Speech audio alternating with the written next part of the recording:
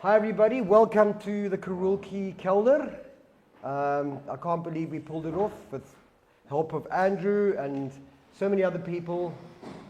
Can't mention all your names. Doris, who made the posters, Nicole, who did everything else, and whoever I've forgotten, you know who you are.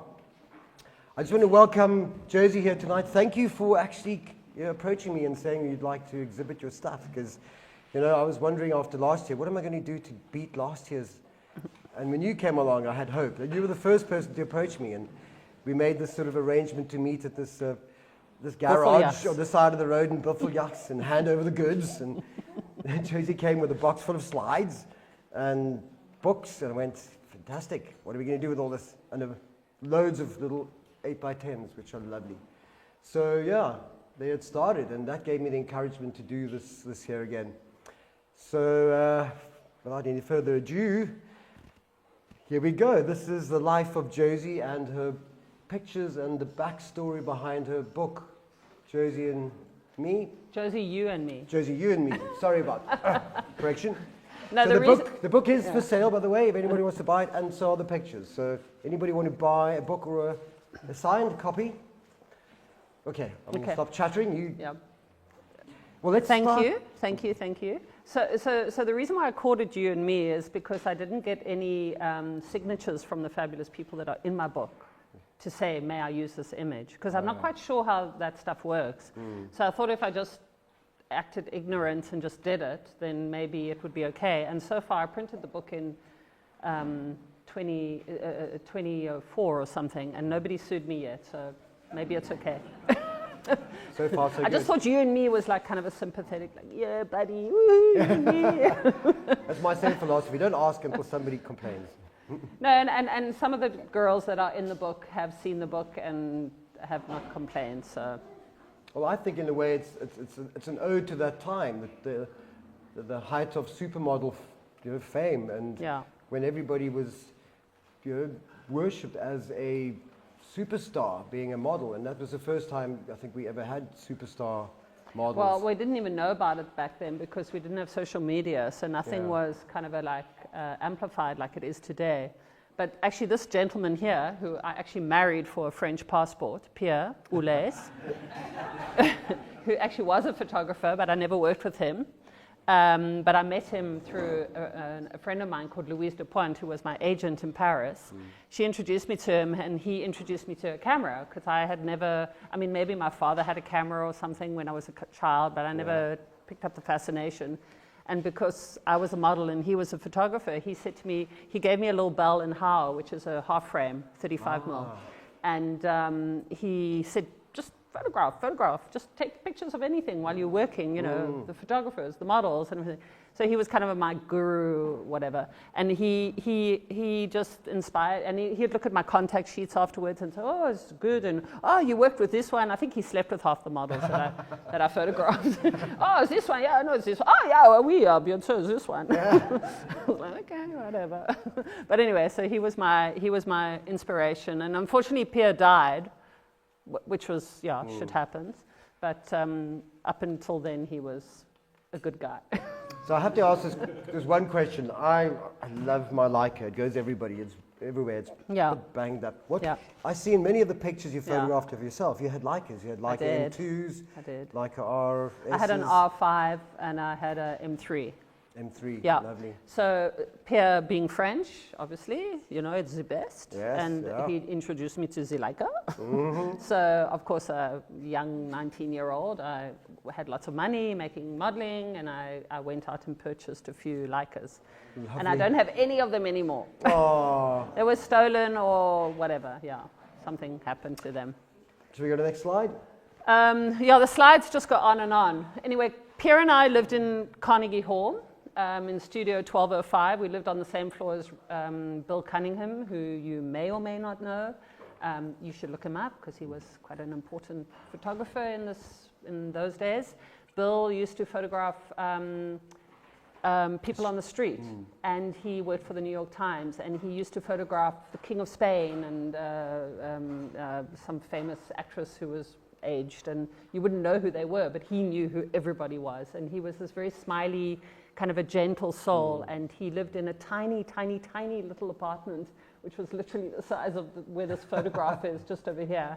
And Bill, they've made a movie about him now, Bill Cunningham, a really amazing human being. So I lived in 1205, and Bill lived down the hall.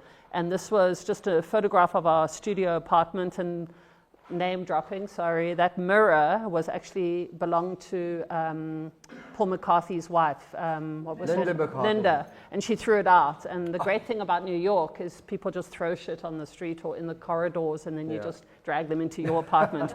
And that mirror was actually came from my friend. And that's Linda. just a gone. So I think, I mean, a lot of the pictures you've taken are very documentary style, pretty much street photography in its own way.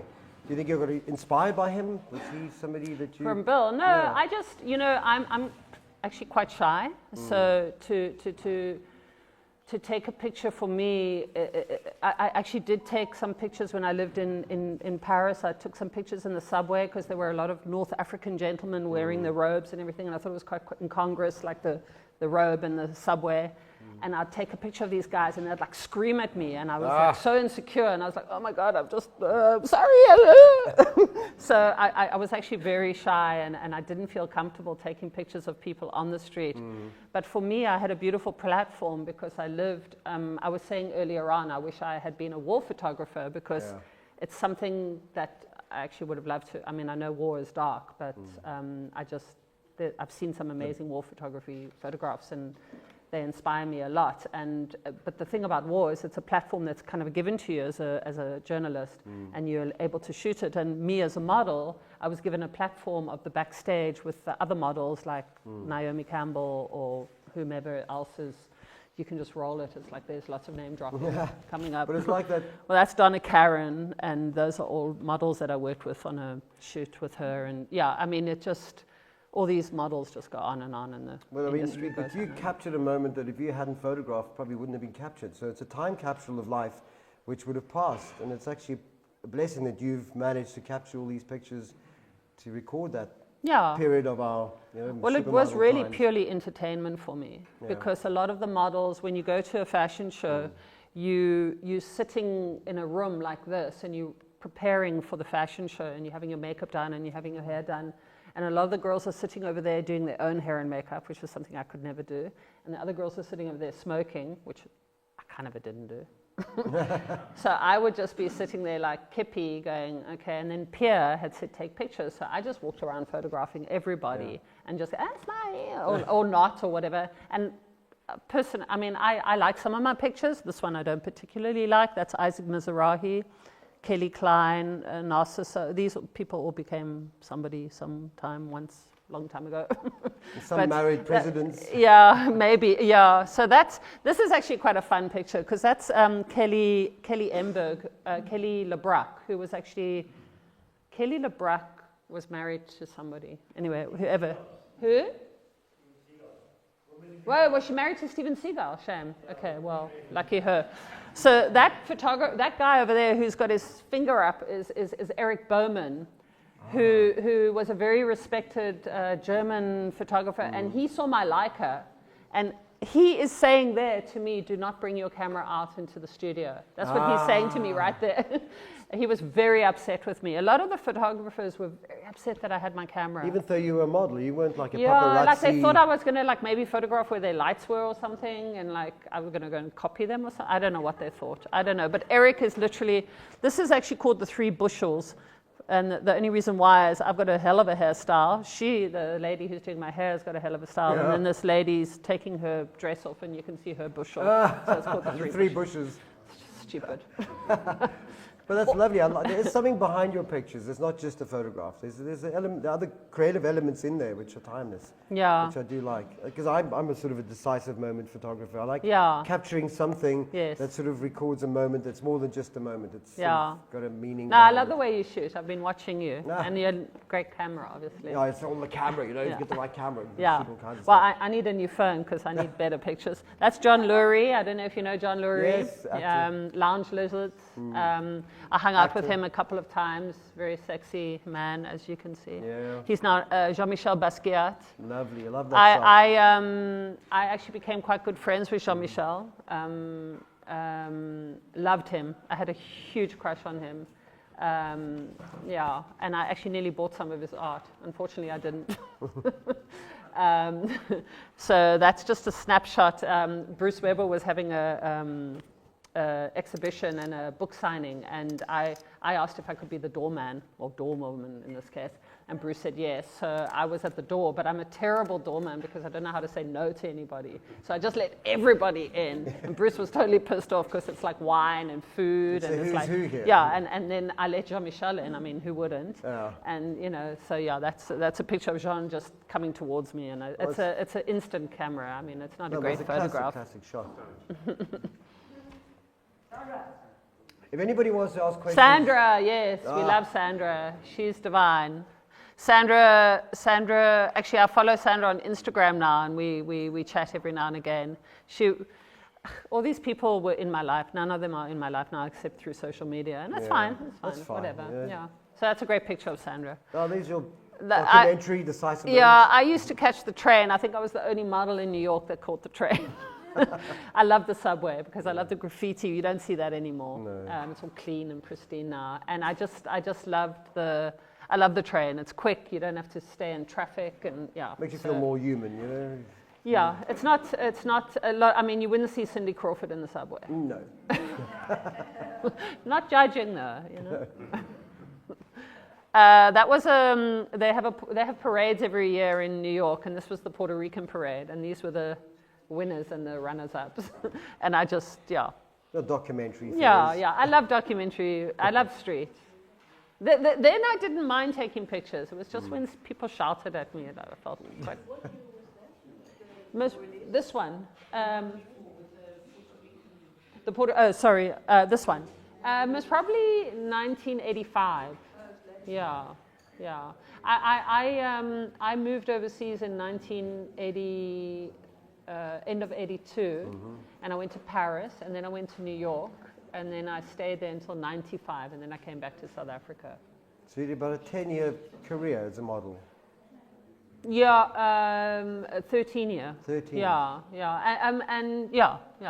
And that's just street again. That's like no more, no more silence to women's violence. And there's the great thing about Manhattan is there's always life happening. There's a parade, or there's a marathon, or there's there's always something going on. Look, I must be honest. I'm really that's obviously apartheid.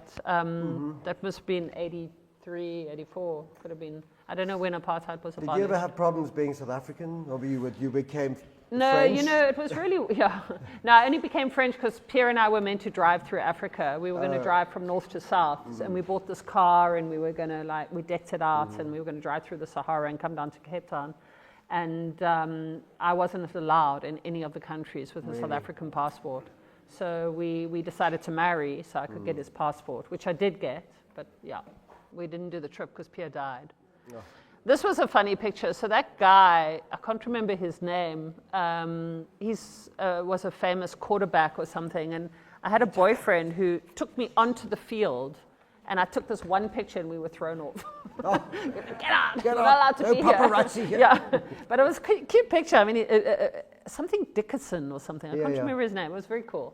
I dig that picture. Oh, there we go. There's some creative. So Pierre was into boxing, and I love boxing. I mean, I listened to Rumble in the Jungle on the radio when I was a kid, and I used to. My mother was Catholic, and I used to go to church. And Donnie Weir used to be in our congregation, so I knew who Donnie Weir was. Remember Donnie Weir with he had that kind of a.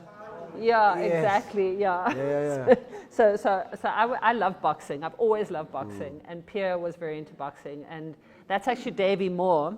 He's lying on his back. He's dead now. He died in a car accident, and that's his trainer. And he's just doing some kind of a sit-ups upside down or something. But I love the gyms in New York. And they didn't mind you photographing? No, they're fine. Yeah, I was with Pierre though, so yeah, I was just I had a rat. Every what was his name? name? Has a pet.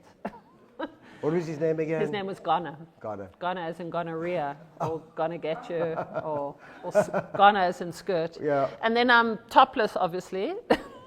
That's a T-shirt. Well, I don't know. if you got it, flaunt it. That's me and Ghana in the mirror. What can I say? Yeah. Oh, there we go. There's So this was a fun evening. Famous faces. So Sandra Bernhard had an evening where she filmed it, and Hugh Hefner used to have a party for Playboy, and a camera would come to the party. Yeah. And when the camera walked in, it would be introduced to all the people that were there. And it was called the Playboy, I don't know what it was called, but it was TV. it was a TV show. So Sandra reenacted it, and she had a party one night, and it was in a studio, and like, Rosanna Barr was there, and Timothy Leary was there, and June Newton was there, and that's Janice Dickinson, and that's Lip Sync, and Kirsty Turlington. Kirsty McNally, something, and Tatiana, whatever. Help me there. I don't know. Peter. Peter knows everybody. Yeah, and I was sitting around like Kippy, because that's what you do in these silly places, and Michel Comte was there, who's a very brilliant photographer whose work I love, and he had a few buddies with him, and he gave me one of his cameras, and he said, "Yeah, here's film, and just shoot." So I got all these really awesome photographs. Who's that guy? He's a singer. He's still around. Anyway, yes, he's in my book. You have to buy the book. Tom Jones. Tom Jones. Tom Jones. Is he still around? I think so. I don't know. Yeah. Oh, good on him. And so Sandra had this party, and the camera was, in fact, there's a little clip on YouTube, I've seen it, where we're all sitting on a bed together. Yeah. And Sandra's like, because Sandra obviously loves girls, and so we're all sitting on the bed with her, and she's like, "I'm here with all my girls." It's quite a sweet thing. And I'm smoking a cigarette, and oh my God, it's quite funny, actually.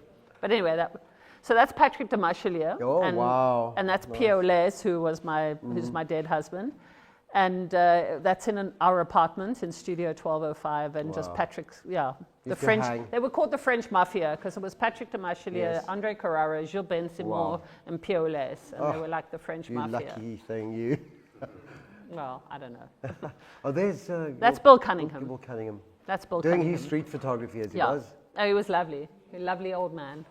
He actually, so this guy didn't want me to take a picture of him, so I snuck one. Oh, not that one. Next one. It's Paolo Reversi. Oh, wow. Because I did actually ask photographers if I could take a picture of them, and they were literally snapshots. And I asked Paolo if I could take a picture of him, and he said no, so I took that. Because I'm very disobedient. And that's Bill King. Oh. Bill passed away from AIDS, I think. He was a brilliant photographer. He used to, I think, torture animals, because he'd like throw them across the room, and then like the girl would be standing there, and then like the picture would be like the cat going like that or something. Nice one. Yeah, but he was a really good photographer. So that's Bill at Christopher Street Halloween. That's Bill with a drag queen, and that's like Halloween. Yeah, Christopher Street was great. The gay pride, whatever it's called, that walk now is ridiculous. It's just American bling, like big floats, and it's really ugly. That Christopher Street was really cute back then. Did you live in New York most of the time? Yeah. All the time? Yeah, I had a boyfriend who was a film director, so I moved to Hollywood for like 9 months, and I lived on Benedict Canyon, very nice, and my boyfriend was, like I said, a film director, so that was quite fun. But yeah, I mainly lived in Manhattan. Yeah. So you never actually moved over to Europe and did any... I started in Europe. Yeah. I moved from Cape Town to Paris, and that's where I met Pierre, and I stayed in Paris for about 4 months, and then I moved to... The French are... I mean, I love the French, but they're super unfriendly, and anybody French here? Yeah, I love the French. I'm French. I married a French. Do you still have your passport? No, but I have an American now. So I had 3 passports at one stage. I had a French. I could get it again if I wanted to, and I had an American, which is all illegal apparently. Really? Yeah, but anyway, whatever. Did you find like sort of towards the end of your career was sort of when the supermodel era was sort sort of Yeah, it was more fading? like no, it was kind of a like in its heyday. I've never considered myself a. This is Arthur Elgar, by the way. Oh, yeah. Love Arthur's photographs. I was never a supermodel. I was just lucky. I'm South African, so maybe for South African I did something interesting. But in America, I was not a supermodel. I don't think I was a supermodel. I was just lucky. I signed a contract with Calvin Klein for 3 years. But that whole Linda Evangelista, Christy Turlington, Cindy Crawford, all those chicks, and Peter Lindbergh took pictures of them, Naomi, those girls all did that thing. I would never have done any of that. But you were photographed by many of those. I worked with all those people, Yeah. but never as that group of. Top. Yeah, I wasn't that. But I mean, yeah, whatever. I mean, apparently, if you Google me and there's a website somewhere and it says I'm a supermodel, but yeah. Oh, you go with that one. Somebody was very upset that I said I was the first South African supermodel, and she said no, she was. So. Well, I keep saying that anyway. Yeah, So. yeah. At 3 o'clock in the morning, she was WhatsApping, emailing, saying, no, it's me. No, I was the first supermodel. Sorry. Oh, Please well. change that. We changed it. Second supermodel. You'll know who it was. She was the only other model that was really big at that time. That's Jean-Paul Good. Oh, fantastic. Love Jean-Paul. Lovely shot. So Pierre, my ex-husband, Pierre Oulez, and Jean-Paul used to work a lot together. That's Jean-Paul's ear. So Jean-Paul Good was, he did that whole Grace Jones things with a little bandage thing over here. And he did the parade for the centennial down Champs-Elysees with bears on ice skates, on an ice rink. Yes, I mean, yes. he's genius. Yeah, This man is genius. Jean-Paul Good, Goude, genius. Anyway, that's him. He was very good, one of the French mafia. So that's, I did an obsession commercial for Calvin Klein, and that's Richard Avedon over there eating something, and that's Nesta Almondros, who used to work with Fellini a lot. And that's a snapshot, not a very good one, but that's all I got. They didn't mind. No, they were chilled. And this is just my model's pictures of, while I'm walking around, just taking pictures of girls putting on their makeup and doing their thing. Who's that? That's a girl called, can't remember. Yeah. Her. Her. That's me in the mirror again. With your Leica? Lovely. Yeah. No, that's my R5. Yeah. R5, right? Yeah. So that woman was Louise DuPont. She still is Louise DuPont. She owned a model agency called City, and she was the one who phoned me to come to Paris. And this was Gilles Bensimon's 40th birthday. We bought him a blow-up doll. And that's I'm sitting on the back of the... But it was quite funny because there was these... God, when I think of it in retrospect, scary. So I'm sitting in the back of the car, and we decide to go to the Bois de Boulogne, which is kind of a park somewhere in Paris. And what you do in the Bois de Boulogne is you pick up couples to come bring home, and then you swingers. Swingers. And we drove there. With a blow-up doll. There were a few of us in the car. And then we find a couple, and then we all drive home together. And I'm like, okay, this is fun, I think. and then what happens is we find parking, and then the car, the couple car, start reversing to park. And as they're reversing to park, we drove off. I was not driving, and it wasn't my idea, but that was that night. Oh, fantastic. Yeah, shocking. I'm sure, shocking. That's Linda Evangelista before she cut her hair, actually. That was we were shooting for Jill Sanders with Peter Lindbergh. Oh, lovely. I've got two of those pictures. So one she's not smiling, and the other one she's this one. No. Classic. That's Carrie Lowell. She was married to Richard Gere. Awesome chick. Yeah. Awesome woman. That's Francois Naz, who is a very famous makeup artist. Well, you can't see him, but he's doing the make. That's Timothy Leary. Yes.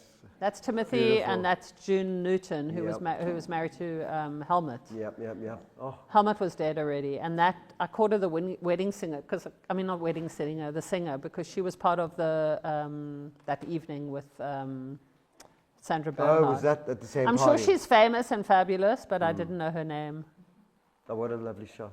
That's Barry Barry White. White, yes. Yeah, that's at MK, which was a nightclub that I used to go to all the time. Yeah. Sorry, these are just like... Yeah, but they're great shots. I mean, what do you guys think? I mean, that's not just a snap. That's Michelle Comte for that evening that we were doing the... Yeah, he gave you the that's camera. Michelle, yeah. And that's Sofia Coppola.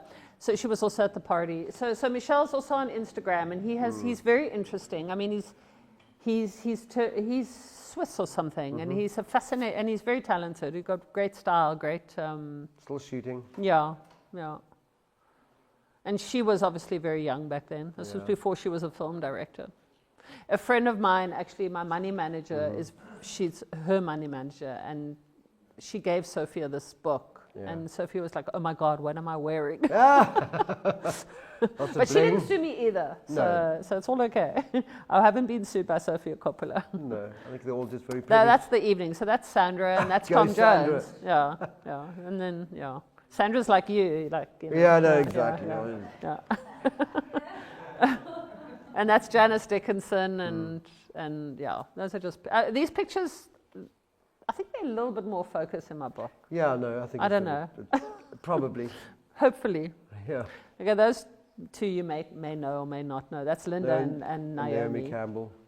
Lovely. I didn't really, and that's Jill Bensimore, and that's... There's your M3, lovely. Yeah, that was my M3. That was stolen. Oh. I know. Oh, but lovely shot of him. That is classic. Yeah, and that's, she was Elaine Irwin. She was married to Johnny Cougar Mellencamp. She was lovely. Gorgeous, yeah. Not anymore. Sorry, it's all name dropping. Well, that's Cindy Crawford. You were there? Yeah. I think they're all looking at me going, when's she going to go away with that camera? Take the camera out of here. She's going to sell it as an NFT. Is that it? There's so many more. Oh, no, yeah. Does anybody have questions? I mean, Peter? No. Anecdotes, Josie. What Who did I do cocaine with?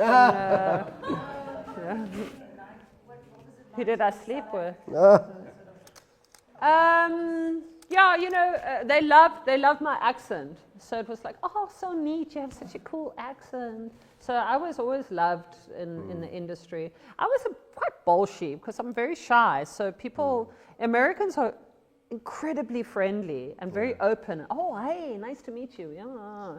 And I'm like, So they always took me as kind of an offish and standoffish, and maybe I thought too much of myself or something, but it was really just because I was shy and I just didn't have that kind of a personality. Did you tell when you were shy? No. The camera often helps if you're shy. Well, You've got that behind, you can sort of hide behind you just the hide. camera. Yeah. Oh, that's why I love the camera, actually. I love... it's always like a I actually barrier. don't take pictures anymore because then I had children and then it's digital and then... I don't know. And also I don't know the platform. I mean, I'm not going to go into like... Instagram. Oh, no, I love Instagram. I'm a bit of a junkie. I have no life, so I'm on social media. Oh, yeah. I'm a social media junkie. I post a picture every day. Well, anyone, don't don't worry, anyone. No, I love social media. It's totally entertaining. I don't have television and I don't buy newspapers, so I get all my news from social partly media. Off the grid, don't you? You've gone sort of into the eco world. Well, no, not yet. One day, soon. Yeah, I'm going to Vermarklicate. Yeah, Vermarklicate. Entertainment. Okay, so I didn't work with Jean-Paul. Jean-Paul was a very good friend with Pierre, so we used to hang out with him a lot. I never worked with Jean-Paul, but I did know him quite well. Was he responsible for the art direction that became so iconic? Yeah, he was the editor of Esquire magazine, and Pierre used to work with him as a photographer. Jean-Paul was creative, and he had ideas, and Jean-Paul actually has a really beautiful book called... It might be called Jungle Fever, which is apparently a very inappropriate word.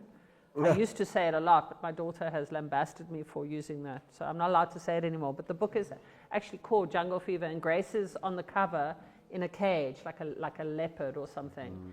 And Jean-Paul created. Jean-Paul was very inspired by that movie. It was a dancing movie with a girl. It was a bit like Romeo and Juliet, but more modern, and Puerto Rican kids on the street.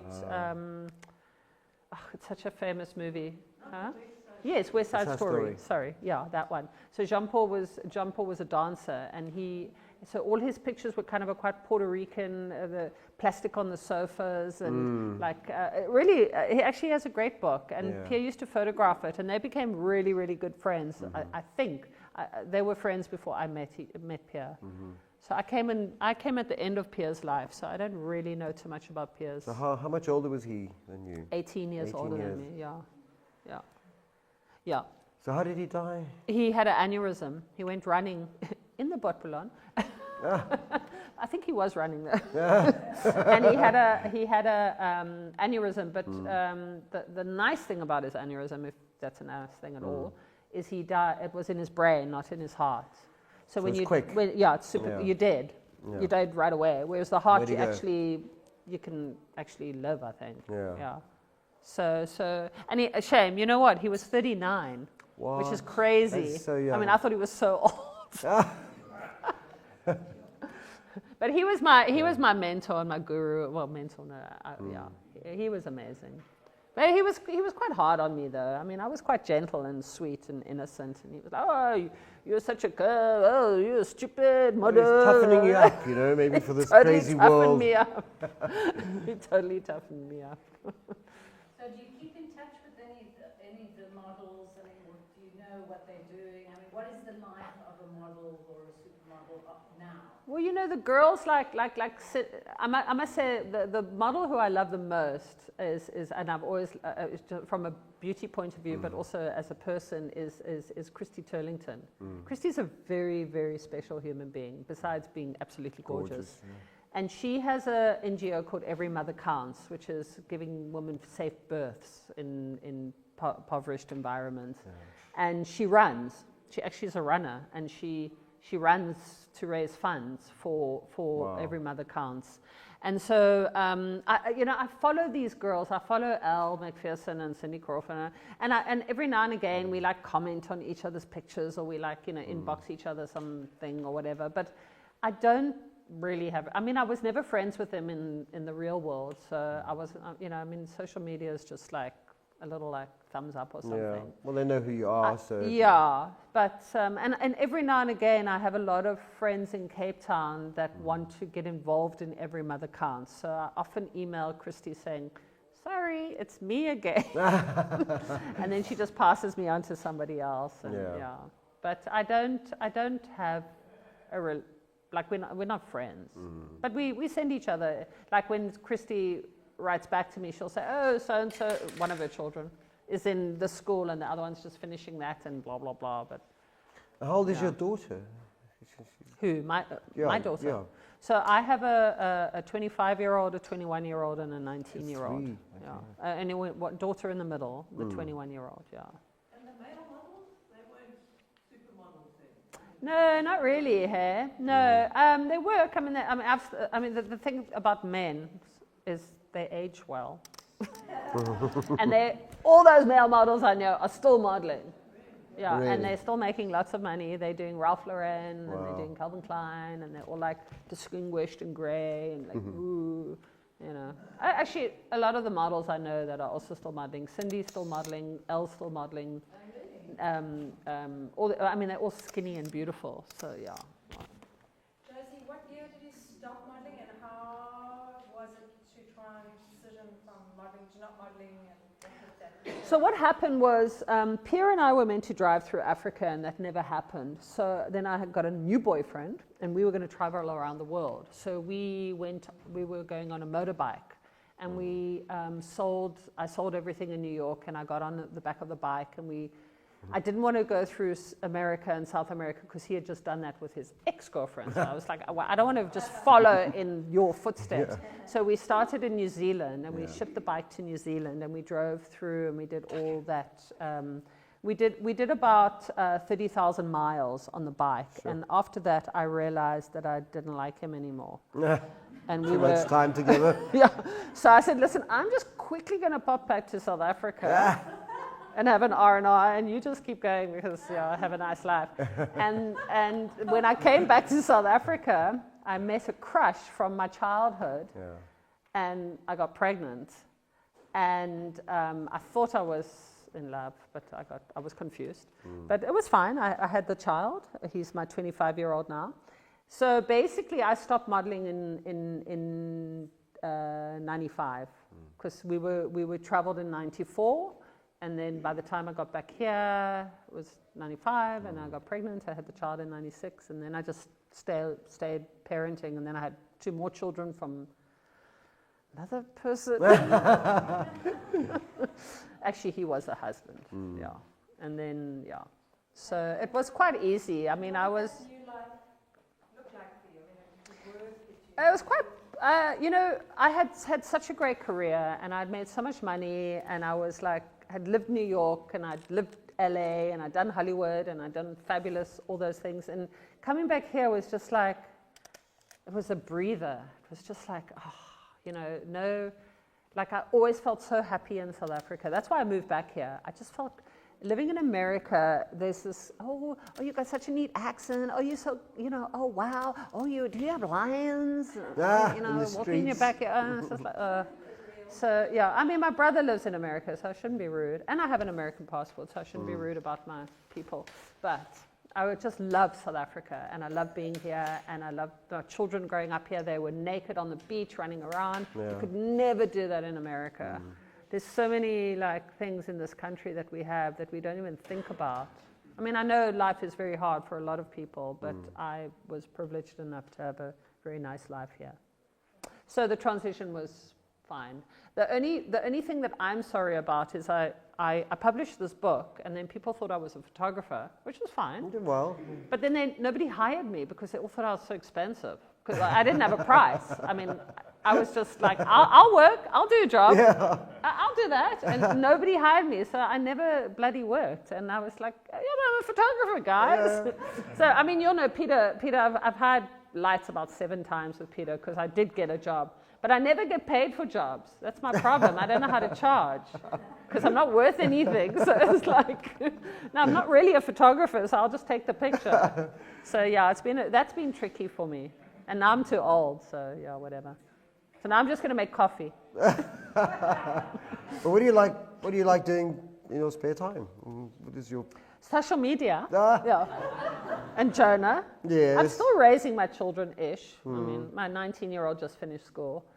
So yeah, I do a lot of NGO work. Okay. I take a lot of photographs for NGOs. I do it. I don't have access to give them money, so I'll give my time. Yeah. Which NGOs want photographs. That's all they want. They want the pictures of the child doing something, or they want the picture of the kid making. Yeah, they just want pictures. So I'm so happy to go out and just and then I got told NGOs actually pay, and I'm like, I never get paid. You get a manager. No, yeah. So yeah, I don't know. As long as you enjoy it, I think that's the key. No, I've had a good life. I'm very blessed. And for Mark Lecate? Yeah, well... Seems like far away from anywhere.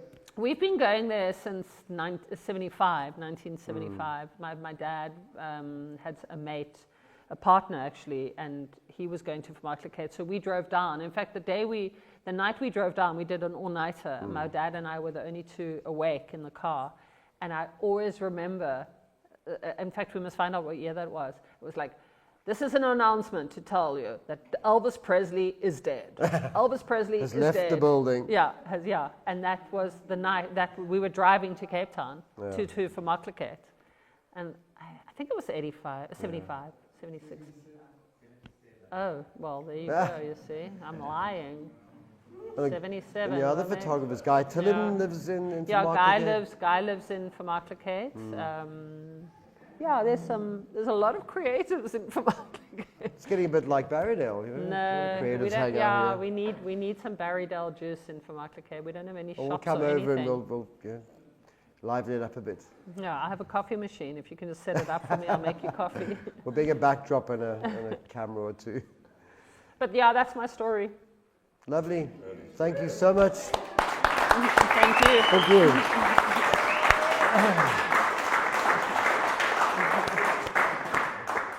Well, thanks everybody for coming and making it so special for all of us.